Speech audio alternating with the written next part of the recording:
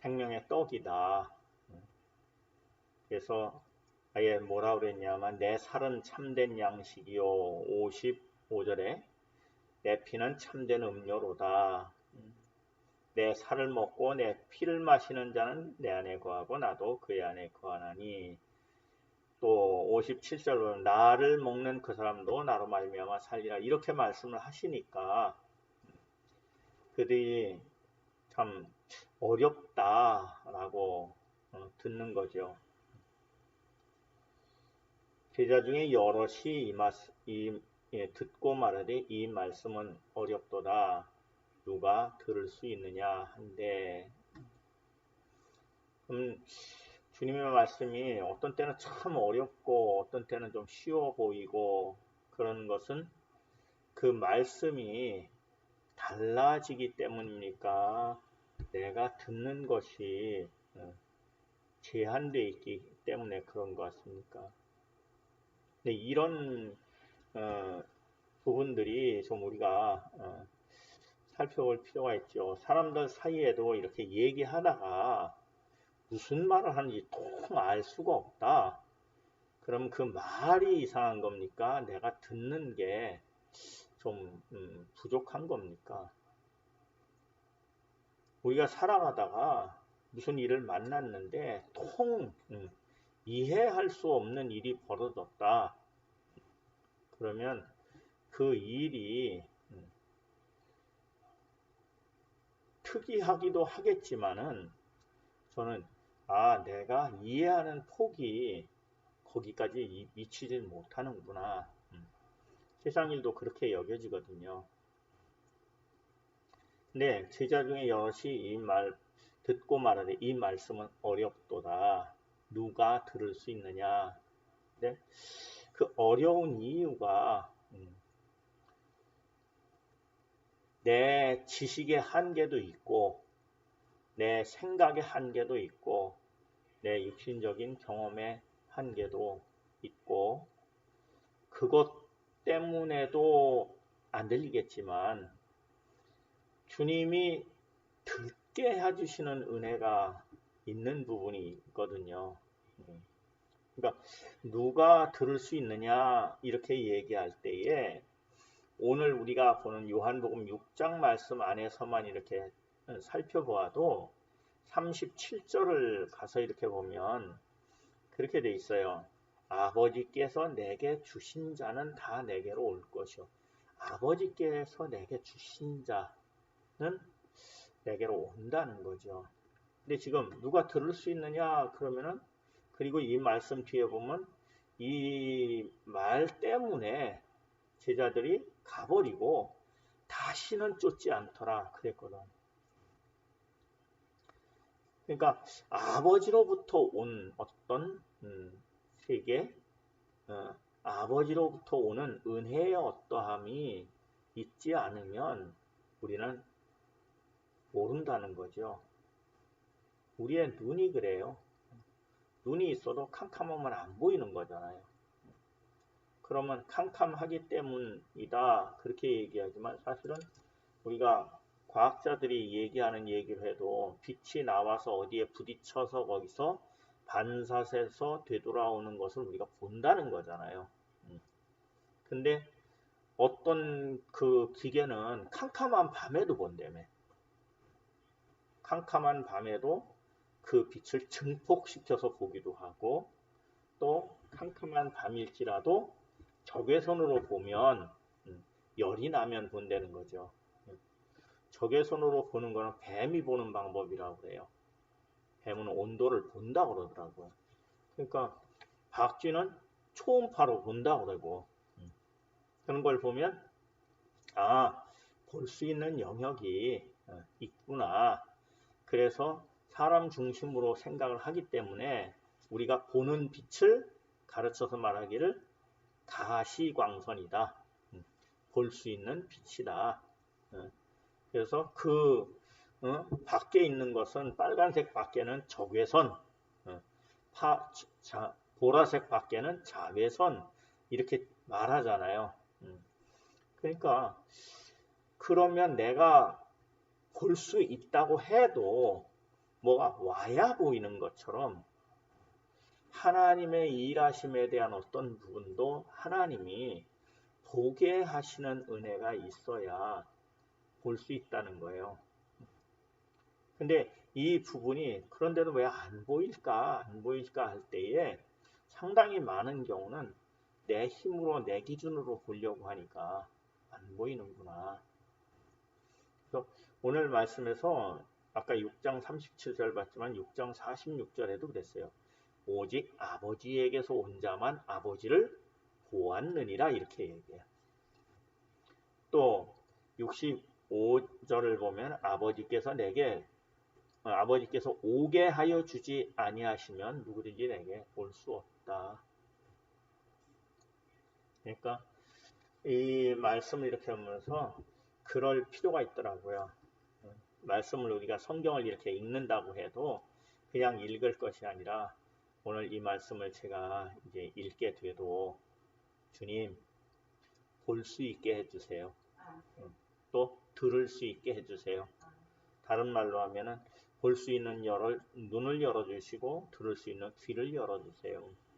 오늘도 마찬가지로 우리가 같이 말씀을 나눌 때에 우리 모두에게 우리의 심령이 열려져서 주님이 이 말씀을 함께 나누는 가운데 내게 들려지는 은혜가 있고 보여지는 은혜가 있기를 바랍니다. 그리고 61절을 내려가면 그렇게 이어지고 있어요. 예수께서 스스로 제자들이 이 말씀에 대하여 수군거리는 줄 아시고 이르시되 이 말이 너희에게 걸림이 되느냐. 걸리면 수군수군 안 되는 거죠. 근데 교회 안에 수군수군거림이 생기죠.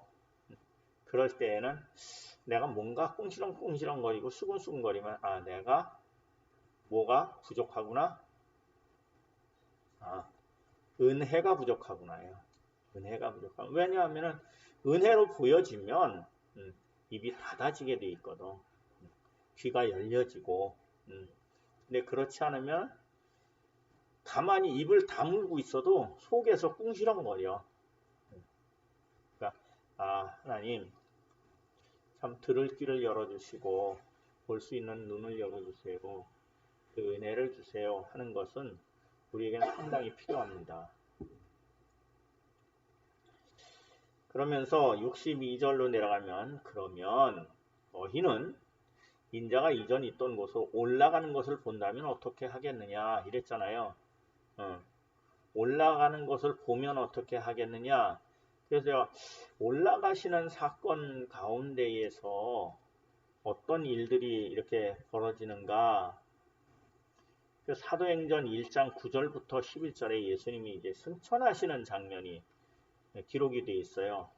9절을 보면은 사도행전 1장 9절을 보면 이 말씀을 마치시고 그들이 보는데 올려져 가시니 구름이 그를 가리어 보이지 않게 하더라. 올라가실 때의 제자들이 자세히 하늘을 쳐다보고 있는데 흰 옷 입은 두 사람이 그들 곁에 서서 이르되 갈릴리 사람들아 어찌하여 서서 하늘을 쳐다보느냐. 너희 가운데서 하늘로 올려지신 이 예수는 하늘로 가심을 본 그대로 오시리라 하였느니라. 이렇게 되어 있어요. 이 승천하는 장면에 몇 명이 있었다라고 이제 얘기하냐면 우리가 몇 명이라고 보통 얘기합니까? 500명이라고 그러잖아요. 500명이 있다가 120명밖에 안 남았다. 그 500명이 어디에 있나 보면은 고린도전서 15장 4절서부터 8절 사이로 보면 바울의 자기 간증 이야기 가운데 그렇게 나와요. 설교 말씀하시는 가운데 있는 거죠. 장사 지난 바 되셨다가 성경대로 사흘 만에 다시 살아나사 게바에게 보이시고 베드로에게 보이시고 후에 12 제자에게와 그 후에 6절 내려가면 500여 형제에게 일시에 보이셨나니 이 일시에 보이실 곳이 거기밖에 없다는 거예요. 그래서 500명이라고 하는 거예요. 그 중에 지금까지 대다수는 살아있고 어떤 사람들은 잠들었으며 그 후에 야고보에게 보이셨으며 그 후에 모든 사도에게와 맨 나중에 만삭되지 못하여 난 자 같은 대개도 보이셨다. 이렇게 바울의 고백이 있어요. 여기에서 이제 500명이 나오는 거죠. 그리고 이제 그렇게 승천하신 후에 그 제자들이 모여서 마가의 다락방에서 있는 장면을 보면은 사도행전 1장 12절 이렇게 보면은 제자들이 감람원이라 하는 산으로부터 예루살렘에 돌아오니 이 산은 예루살렘에서 가까워 안식일에 가기 알맞은 길이라. 들어와 그들이 요한은 다락방에 올라가니 베드로, 요한, 야고보, 안드레와 빌립, 도마, 바돌로메, 마테와 및 알페오의 아들 야고보, 셀로니 시몬, 야고보의 아들 유다가 다 거기 있어. 여자들과 예수의 어머니 마리아와 예수의 아우들과 더불어 마음을 같이하여 오로지 기도에 힘쓰더라. 모인 무리의 수가 약 120명이나 되더라. 이렇게 되어 있는 거예요. 그렇게 이제 올라가심을 이야기하니까 올라가시고 그 다음에 그러면 그걸 보면 너희는 어떻게 하겠느냐 그랬을 때에 그걸 본다고 해서 제자들에게 무슨 방법이 나옵니까? 안 나와요. 정말 흩어지지 않고 내가 너희에게 약속한 것을 기다리라. 그 말씀이 그들의 방법이지 방법이 안 나와요. 그것을 이렇게 보면서 아 그렇구나. 결국은 어떤 문제가 생기면 그 문제를 봐야 되는 것이 아니라 말씀에서 내게 무엇을 알기를 원하시는가, 내게 이루시기를 원하시는가 하는 것을 보는 것이 우리에게는 굉장히 중요한 사실입니다. 문제가 생길 때 참 문제에 매이지 말고 문제와 싸우지 말고 그 문제를 통하여 주님이 나를 이끄시는 그러한 은혜의 역사가 있기를 기도할 수 있기를 바랍니다. 그러니까 그렇게 기도 120명이 모여서 기도하다가 이제 사도행전 2장 1절부터 4절 가면은 거기에 성령의 충만함을 받고 성령이 말하게 하심을 따라 다른 언어로 말하기를 시작하더라 하면서 그들에게 뭐도 생기고 방법도 생기고 능력도 생기고 하는 일이 벌어지는 거죠. 그러니까 참 우리가 육신을 가지고 이 땅에 살고 있기 때문에 부딪히는 문제는 늘 있어요. 어떻게 하면 좋을까? 그것을 경험해서 찾으려고 하면은 예전에 그랬지 하는 것을 찾는 것도 맞지 않는 것이 모세가 그 무리바에서 처음에 물을 낼 때는 어떻게 했어요? 바위를 쳐서 물을 냈지만 다음에 또 무리바에 도착했을 때에 바위를 명하여 물을 내라고 하라고 그럴 때 그거 쳤다고 해서 모세가 가나안 땅에 못 들어가잖아요. 어떻게 보면 하나님 참 그거 한 번 때문에 이거 못 들어가게 하시나? 그러나 모세가 들어가고 안 들어가는 게 중요한 게 아니라 하나님의 말씀이 참 나머지 남은 사람들에게 어떻게 되느냐는 문제가 중요한 거죠. 항상 죄에 들어가게 된 게 그 아담과 하와가 선악과를 따먹고 말아버린 이유가 뭡니까? 뱀이 하와에게 와서 동산에 있는 모든 것을 먹지 말라더냐? 사실은 모든 것을 먹어도 되는데 뭐만 안 먹으면 돼요? 동산 가운데 있는 그것만 먹지 말라고 그랬는데 그걸 가지고 모든 것을 먹지 말라더냐? 이렇게 조금 섞어 넣는 거지. 그러니까는 하와도 뭐라고 그래요? 보지도 말고 만지지도 말고 먹지도 말라고 뭐 이렇게 섞어 넣어. 내 생각에 어떠한 것, 내가 보기에 어떠한 것을 섞어 놓는 것. 그리고 그 예수 그리스도께서 복음을 전하시고 그 후에 이제 승천하시고 난 뒤에 복음이 전해질 때에 계속 문제가 되는 게 뭡니까? 유대인들이 와서 할례도 받아야 되는 게 아니냐.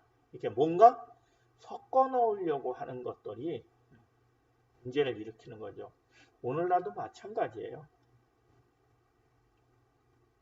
그러니까 우리가 교회 안에서 무슨 일이 있을 때에 그것을 가지고 우리가 그동안에 어떻게 했냐, 그게 중요한 게 아니라 말씀이 뭐라고 하느냐 하는 게 중요합니다. 그러니까 오늘 말씀 가운데에도 그렇게 나오는 거죠. 너희들도 가겠느냐 이렇게 얘기하는 부분이 있잖아요. 그때 뭐라고 그래요? 생명의 말씀이 여기 있으니 우리가 누구에게로 가오리이까?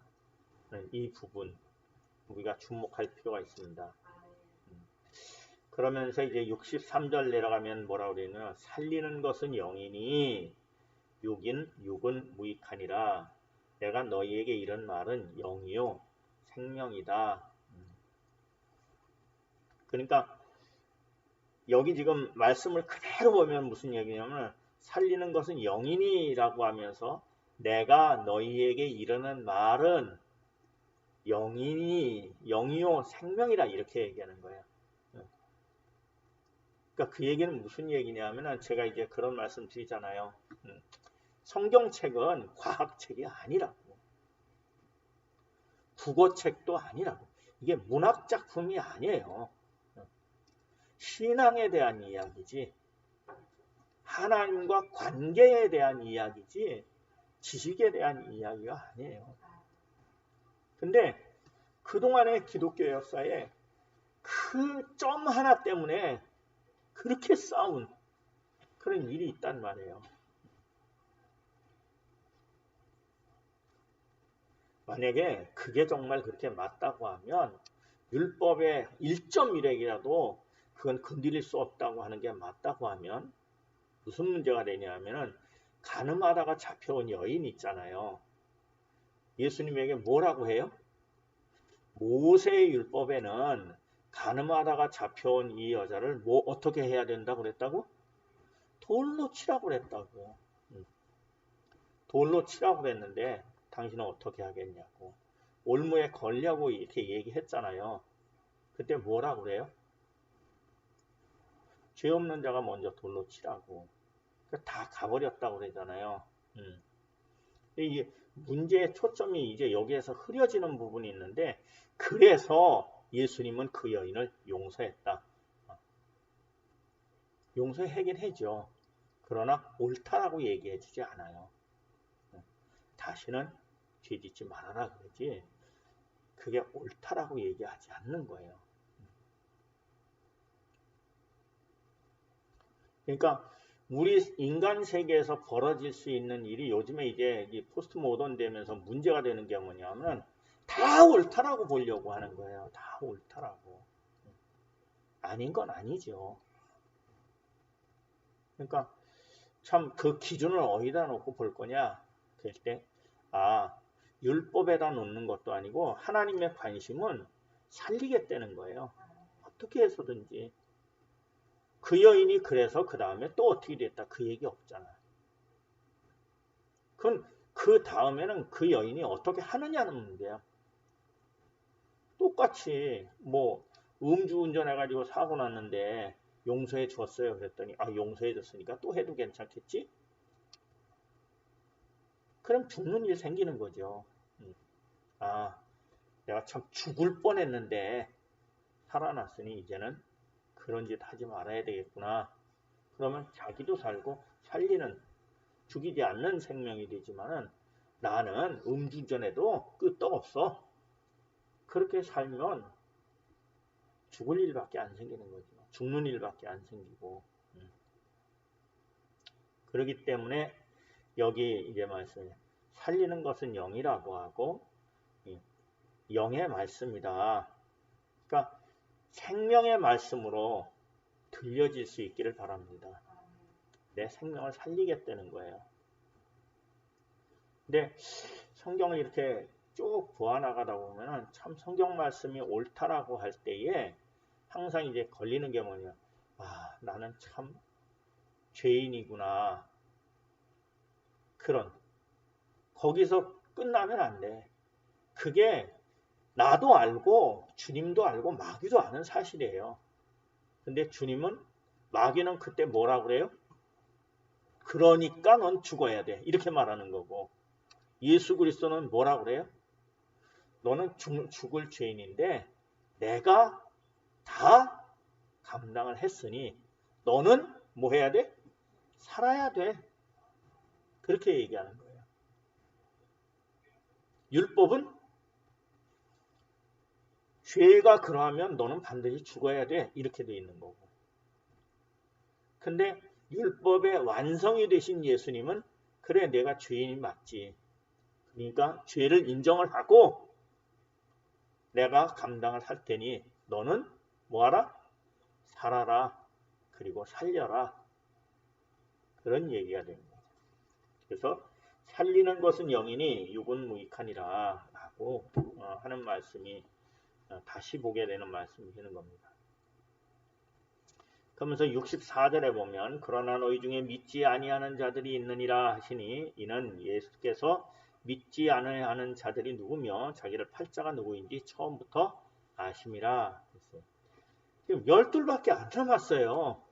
다 가고 12밖에 안 남았는데 그 중에 하나는 또 팔아먹고 갈 누구예요? 가룟 유다가 있는 거죠. 근데 그를 버리질 않아.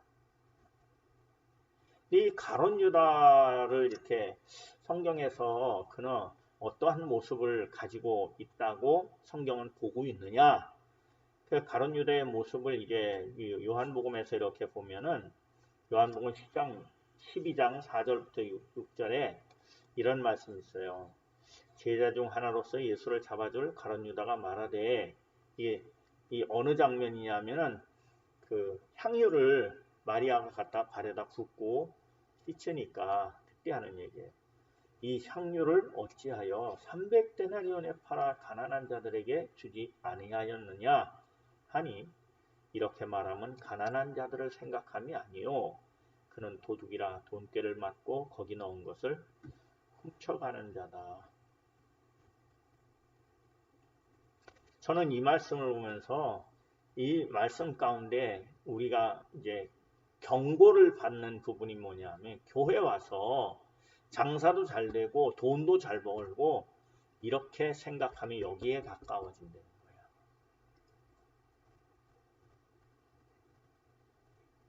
그렇게 계산을 하니까. 그러니까 은혜를 뭐로다 계산해요? 항상? 돈과 연관해서 계산하는 거지.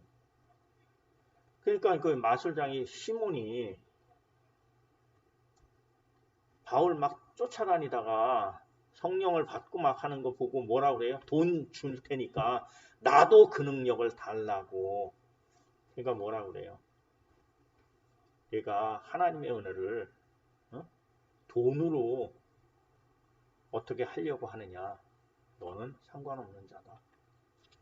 라고 하는 부분이 말씀이 보여주는 부분입니다. 그러니까 가룟 유다의 모습이 여기 이게 요한복음 12장 4절부터 6절 사이에 나타나는 것을 보면 돈에 상당히 민감한 사람이에요. 그 향유를 갖다 붓는 걸 보고 이야, 아니 저걸 가지고 말이야 이런 거 저런 거 할 수 있는데 저렇게 할 수 있어? 아니 주님이 그런 걸 보고도 왜 아무 말도 안 해? 이런 얘기를 하게 되는 거죠. 그리고 요한복음 13장 26절부터 30절에 보면은 그때 이제 그 마지막 식사하는 장면에서 예수님과 이렇게 이야기하는 그러한 부분에 보면 그렇게 돼 있어요. 26절을 보면 예수께서 대답하시되 내가 떡 한 조각을 적셔다 주는 자가 그니라 하시고 곧 한 조각을 적셔서 가룟 시몬의 아들 유다에게 주시니 조각을 받은 후 곧 사탄이 그 속에 들어간지라. 이에 예수께서 유다에게 이르시되 너는 네가 하는 일을 속히 하라 하시니 이렇게 돼 있어요. 그러니까 이 말씀을 보면서 내가 하는 일이라는 거예요. 내가 하는 일. 가룟 유다 안에 자기 계획이 있고 자기 방법이 있고 생각이 있다는 거죠.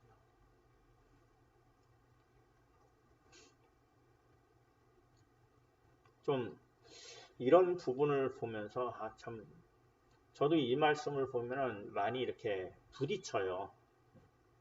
생각도 많고 방법도 많고 그런 부분이기 때문에. 근데 중요한 것은 주님에게서 주님이 우리에게서 보려고 하는 것은 내 방법, 내 생각이 필요한 게 아니에요. 주님의 생각과 주님의 방법이 나를 통해서 표현되고 나타나기를 원하는 거지, 내 방법 가지고 주님의 방법 도와드리고 뭐 이렇게 해서 온전히 이루어드리고 할 수 있는 부분이 아니라는 거예요. 그러니까 네가 하는 일을 속히 하라 하시니 28절 내려가면 이 말씀을 무슨 뜻으로 하는지 앉은 자 중에는 아는 자가 없다는 거예요. 어떤 이들은 유다가 돈꾀를 맡았으니까 명절에 우리가 쓸 물건을 사라 하시는지, 혹은 가난한 자들에게 무엇을 주라 하시는지, 그렇게 다 그렇게 생각하더라고요. 자기 생각대로. 그러니까 유다가 그 조각을 받고 나가니 밤이러라, 이렇게 말씀이 이어져 있는 거죠. 그냥 나가고 팔아먹고 예수님 죽고 하는 일이 벌어지는 거잖아요. 네, 마가복음 14장 11절에는 그 유다의 모습이 어떻게 기록되어 있냐면, 그들이 듣고 기뻐하여 돈을 주기로 약속하니, 예수를 팔겠다고 하니까 돈을 주기로 약속을 해요. 그러니까 이들의 약속 방법은 뭐냐면 돈이야, 돈. 그러니까 이익이 된다고 하면, 그들은 왜 돈을 줬어요? 이익이 되니, 뭔가 이익이 되니까 돈을 준 거죠. 가룟 유다는 왜 돈을 받았어요? 자기 계산하고 안 맞으니까 이렇게라도 내가 나를 챙겨가겠다는 생각이 있으니까 돈을 주기로 약속하니 유다가 예수를 어떻게 넘겨줄까 하고 그 기회를 찾더라. 그리고서는 예수님 잡혀가시고 난 다음에 그 유다가 또 참 복잡해. 마태복음 27장 3절을 보면, 그때 예수를 판 유다가 그의 정죄됨을 보고 또 스스로 뉘우쳤다 그랬어요. 근데 또 뉘우치고 그 뉘우친 것을 무엇으로 또 계산을 하려고 하냐면, 그 은 30을 대제사장들과 장로에게 도로 갖다 줘요. 그들이 받습니까? 안 받잖아요. 그 네 거니까 네가 알아서 해라. 그러니까 27장 5절에 유다가 은을 성소에 던져놓고 물러가서 스스로 목매어 죽습니다. 그러니까 자기가 다 결정을 하고 자기가 다 뭘 하니까 죽는 것도 지 맘대로 죽으려고 하는 거죠.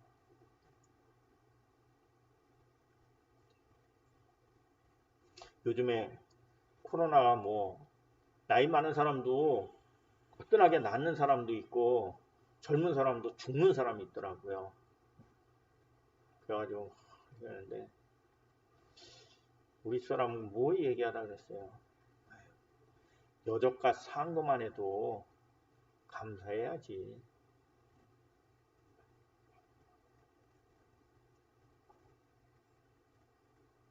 태어나자마자 죽은 사람도 있는데,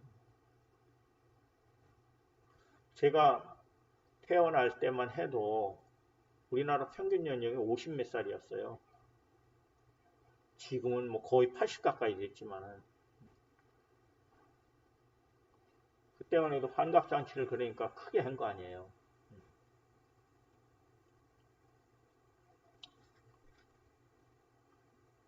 참 감사하죠. 그러니까 그렇게 보면은 참 내게 주신 은혜로 사는구나.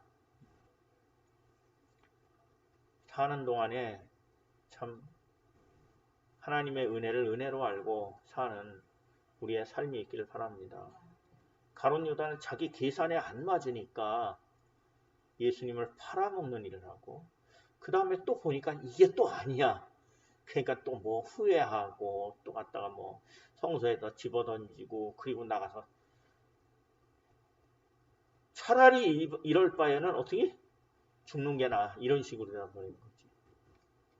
굉장히 악한 거예요. 그래서 그러니까 참 돈에 대해서 돈으로 모든 것을 계산하고 돈으로 해결하려고 하고 돈으로 뭔가를 이루려고 하는 그러한 속성은 성경하고는 좀 안 맞습니다. 그러니까 뭐 우리 교회도 뭐 좀 돈 많은 사람도 들어오고 뭐 좀 뭐 힘 있는 사람도 들어오고 그러면은 우리 교회가 잘 되겠지. 그게 이 계산법이에요. 하나님은 그 많은 사람 중에 어린아이의 도시락, 물고기 2마리, 떡 5개로 5,000명을 먹이고 12광주를 남기시는 거예요. 그러니까 무엇을 계산해서 이건 할 수 있으니까 이건 뭐 우리가 할 능력이 되니까 그렇게 해서 하는 게 아니에요. 하나님이 원하시는 게 맞다고 하면 우리는 참 다 내놓고 주님의 이루심을 보는 그 길을 가는 겁니다. 65절 내려가면서 옵니다. 또 이르시되 그러므로 전에 너희에게 말하기를 내 아버지께서 오게 하여 주지 아니하시면 누구든지 내게 올 수 없다 하였노라 하시니라. 오늘도 마찬가지예요. 여러분이 여기 와 있는 것은 하나님의 은혜입니다. 그럼 나는 모르겠어. 어떻게 하다 보니까 그냥 습관적으로 왔는지 몰라. 그것도 감사할 일이에요. 왜? 주님이 나를 그렇게 익숙하게 만들어 준 거니까. 그리고 적어도 주님이 나를 여기 부르셨다고 하면 왜 불렀어요? 뭔가 듣게 하고자 하는 게 있기 때문에, 알게 하고자 하는 게 있기 때문에, 내게 필요한 것이 있기 때문에 여러분을 통해서 하나님이 뭘 얻겠다고 하는 게 아니라 주겠다고 하는 거죠. 그러니까 참 그래요. 제가 말씀을 이렇게 준비하면서도 어떤 때는 참 이 말씀 가운데 이건 참 재미있고 그래 참 설명하기도 쉽겠다 그런 것도 있네. 공감이 좀 크겠다 하는 것도 있는데 어떤 거는 난감한 것도 있어요. 근데 희한한 거는 그래서 참 오늘도 뭔 얘기를 해야 되는지 모르겠다 그랬는데 전하다가 제가 은혜 받는 경우도 있어요. 근데 어떤 때에는 그런 것 같은데 오늘 목사님 말씀 참 감사합니다. 그렇게 뭔가 들었다는 거지. 그러면 그런 일이 벌어지기 때문에 이건 내가 의도해서 되는 게 아니구나. 주님이 이 가운데서 듣게 하시는 게 있구나. 그러니까 그 얘기는 다른 말로 내게 말씀하시는 게 있구나. 내게. 다 각각 다르게 들어요. 그러니까 아버지께서 오게 하여 주지 아니하시면 누구든지 내게 올 수 없다 하는 이 말씀을 보면 오늘도 주님이 나를 부르셨구나. 그런 고백이 있기를 바랍니다. 그리고 나서 얘기가 그거예요. 66절. 그때부터 그의 제자 중에서 많은 사람이 떠나가고 다시 그와 함께 다니지 아니하더라. 봐요. 그때부터 누구 중에서? 제자예요. 말씀을 많이 듣고 따르고 하던 사람들이에요. 근데 많은 사람이 떠나고 다시 그와 함께 아니하리라. 이걸 보면서 저는 이 사람들은 차라리 정직하다라고 보이는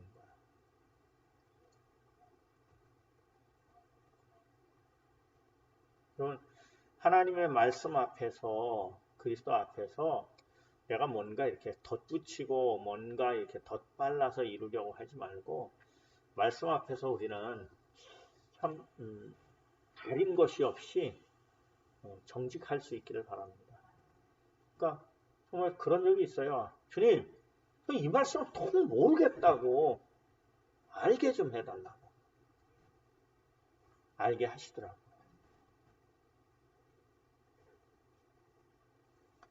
희한하더라고요. 알게 하시더라고요. 그러니까 참 말씀이 어렵고 힘들고 그러면 주님, 들을 수 있게 해주세요. 주님, 알게 해주세요. 라고 구하시기 바랍니다. 목사님 좀 더 잘 설명해주면 알겠어요. 잘 설명할수록 더 어지러워지는 수가 있어요. 왜냐하면 잘 설명하려고 하면은 뭔가 덧붙여지는 게 많기 때문에. 그 다음에 말씀이 그거예요. 67절에 예수께서 12제자에게 이르시되, 이제 12명 남아서 다 가버리고 12제자에게 이르시되 너희도 가려느냐. 그때 시몬 베드로의 대답이 주여 영생의 말씀이 주께 있사오니 우리가 어디로 가오리이까. 주여, 거기부터 우리 한번 다 같이 큰 목소리로 같이 읽겠습니다. 시작. 주여 영생의 말씀이 주께 있사오니 우리가 누구에게로 가오리이까.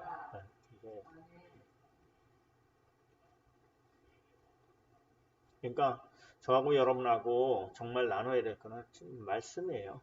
주님의 말씀을 나누는 거지, 사람 좋은 마음 나누고 뭐 인격 어떤 거 나누고 상처받아요.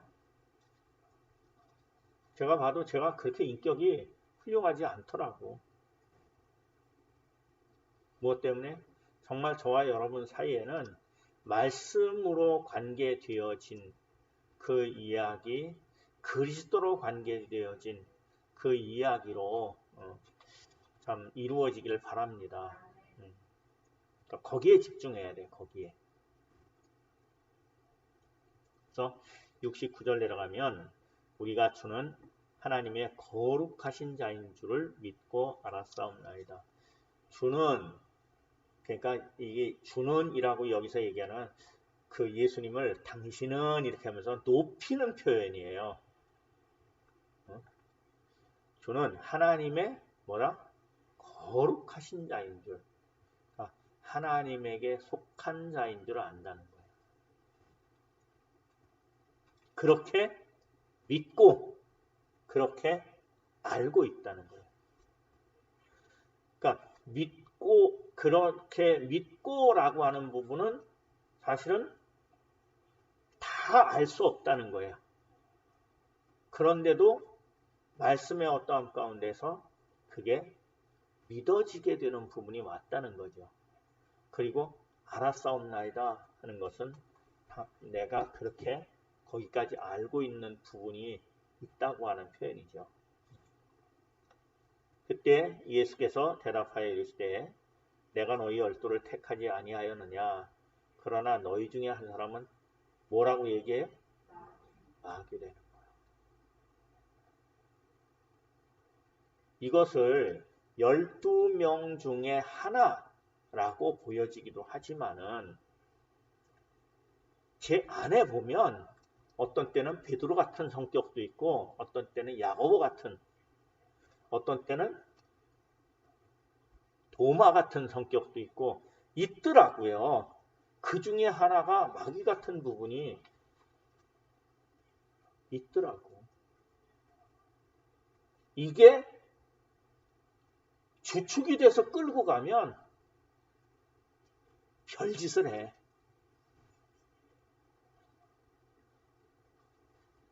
그러나 베드로가 고백한 것처럼 주여 영생의 말씀이 주께 있사오니 우리가 누구에게로 가오리까 하는 이 부분. 무엇을 보고 가느냐는 거죠.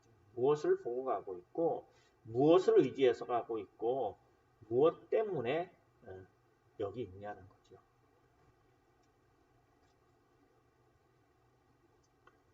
누구에게나 가룟 유다와 같은 계산법이 나올 수 있는 가능성은 항상 있어요. 그러니까 베드로 같은 경우도 사람들이 나를 누구라고 하더냐? 뭐라고 그래요? 선지자 중에 하나라고 합니다. 예레미야라고도 합니다. 세례 요한이라고도 합니다. 뭐 여러 가지 얘기를 하니까 예수님 뭐라고 그래요? 너는 나를 누구라고 하느냐? 주는 그리스도시요 살아계신 하나님의 아들이시니다. 그러니까 예수님이 뭐래요? 요한의 아들 시몬아, 바요나 시몬아, 내가 복이 있다. 이를 내게 알게 하니는 내 육신의 아버지가 아니라 하늘에 계신 아버지다. 그리고 고난받을 것을 얘기해. 그러니까 베드로가 뭐라고 그래요? 절대로 그런 일이 있으면 안 됩니다. 그러니까 뭐 사탄아 너희로 물러가라. 내가 하나님의 요 사이가 그러니까 이게 말하는 사이예요. 그 사이에서 참 내가 복이 있다. 내가 하나님의 은혜를 입었다라고 말하는 것과 사탄아 내 뒤로 물러가라 하는 사이가 거의 붙어 있어요. 그게 베드로의 실제 모습이라고 주님이 보시기에. 그러니까 그래서 제가 그렇게 보는 거예요. 제 안에 베드로 같은 야고보 같은 도마와 같은 막 찍어봐야 알겠다고 하는 그런 부분도 있지만은 다른 유다와 같은 속성도 있다는 거예요.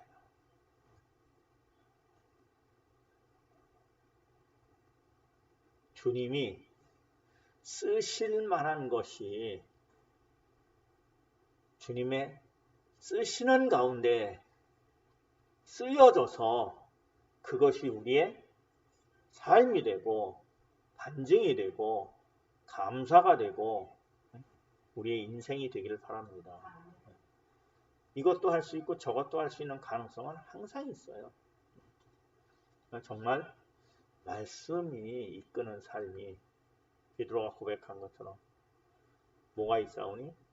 영생의 말씀이 있사오니 라고 하는 이 부분이 우리의 삶의 믿음의 중심이 되길 바랍니다. 71절 내려가니 이 말씀은 가룟 시몬의 아들 유다를 가리키심이라. 그는 12 중에 하나로 예수를 팔자더라. 몇 중에? 12 중에. 대단한 일이에요.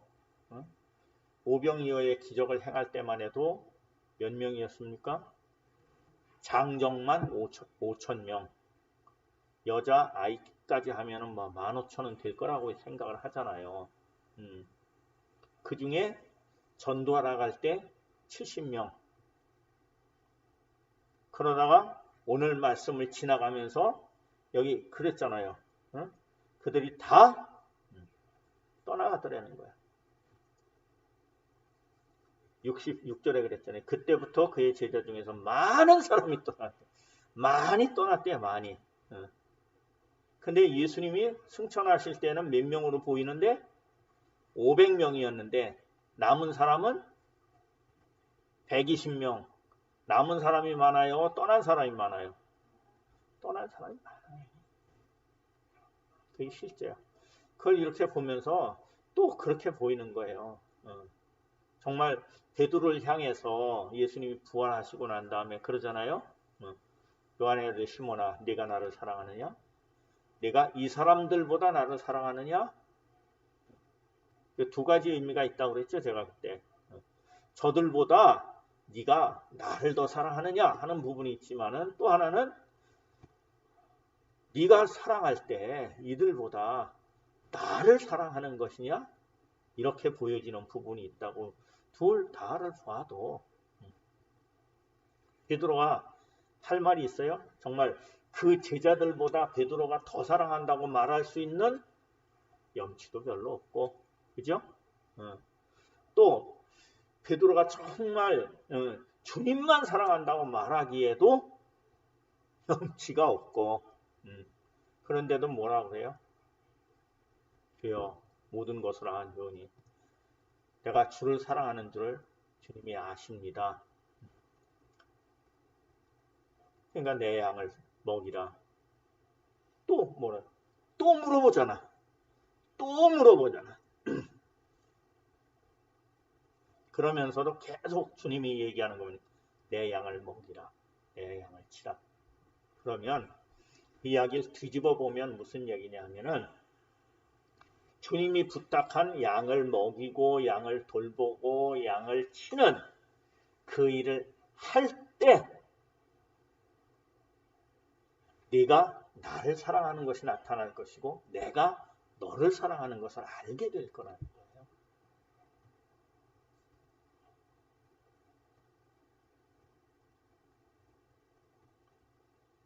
참 오늘 말씀 마지막 절에 이 말씀은 가롯 시몬의 아들 유다를 가리키십니다. 그는 12 중에 하나로 예수를 팔자로라.